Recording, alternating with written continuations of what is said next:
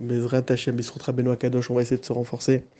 Alors, vous savez, quand on avance dans la tchouva, on a moins de choses qui nous surprend. Et parfois, on s'habitue à la Vodat Hashem qu'on a commencé. Mais encore aujourd'hui, j'ai vu quelque chose qui m'a choqué, que le Ravarouche il écrit, vraiment entre les lignes. Si on ne fait pas attention, ça peut paraître anodin, mais d'un fait qui se produit et qui est vraiment surprenant. C'est que maintenant, on ne sait pas clairement comment ça marche dans le ciel, quand maintenant la midatadine, cette fameuse rigueur qui nous fait vivre des souffrances, elle se met en place. Et le Ravarouche, il ramène quelque chose, une histoire qu'il a vécue, qui explique ça de manière tellement claire et qui ouvre les yeux.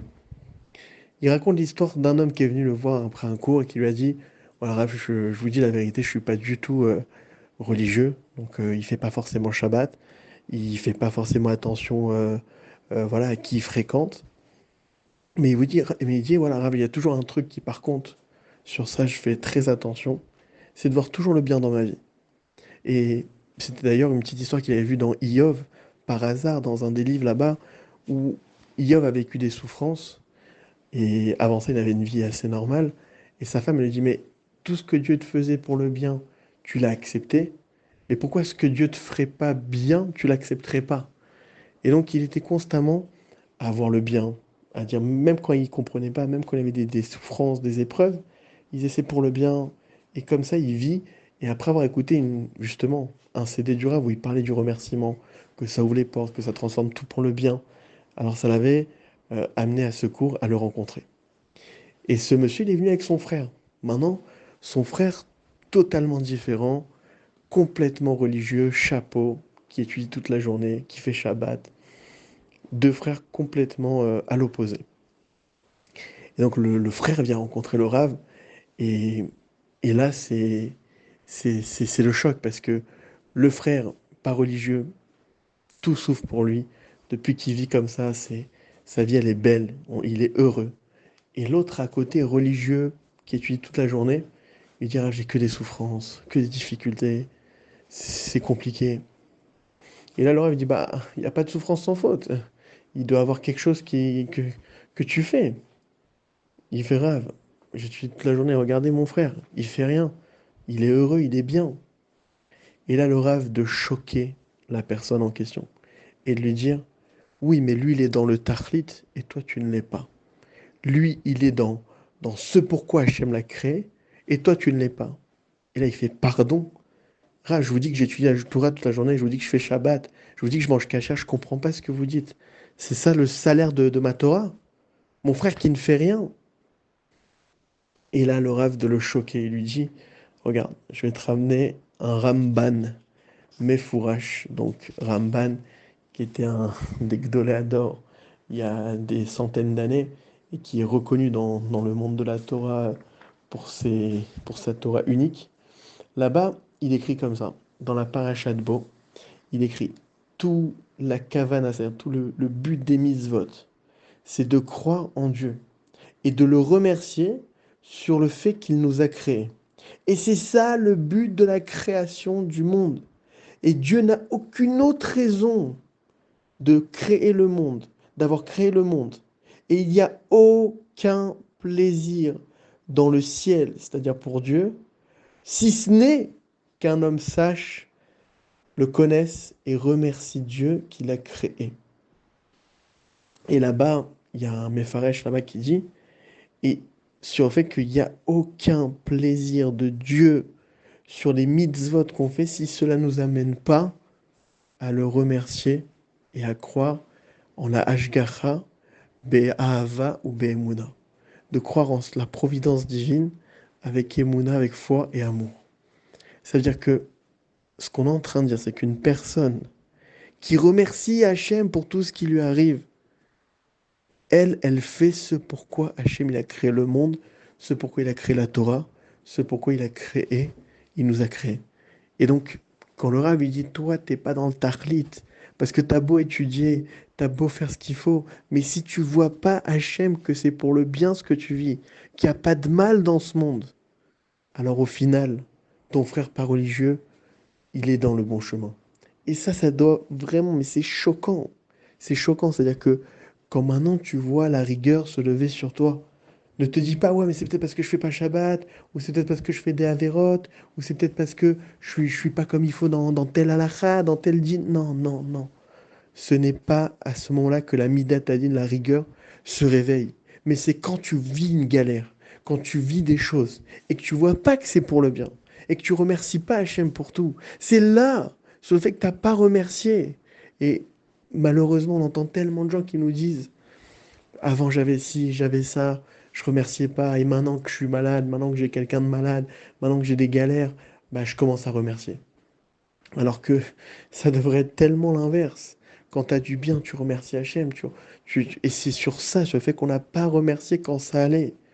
Toutes les fois où on a été aidé par le ciel et qu'on n'a pas remercié parce que ce qu'il faut savoir, c'est que justement, je suis en train de me rappeler que le Rav, il écrit, avant de nous ramener cette histoire, il ramène un sifri de Dvarim, où là-bas c'est écrit que tant qu'il y a de la Avodah Zarah dans le monde, il y a la colère dans le monde. Et le Rav, il ramène cette histoire juste après pour te dire, c'est quoi la colère qui est entraînée dans le monde en ce moment? C'est sur la Vodazara. Mais t'as pas compris, quand maintenant tu vis une épreuve et que t'es pas content, tu remercies pas, t'acceptes pas de voir que c'est la main d'Hachem, tu es dans l'idolâtrie. C'est une part d'idolâtrie, c'est le Baal Shem Tov qui le dit, c'est-à-dire le Baal Shem Tov qui nous emmène la chassidoute, le kiff, l'amour de la Torah. Il te dit, les manques dans la Emouna, c'est de la Vodazara. Donc, arrête de chercher midi à 14 heures.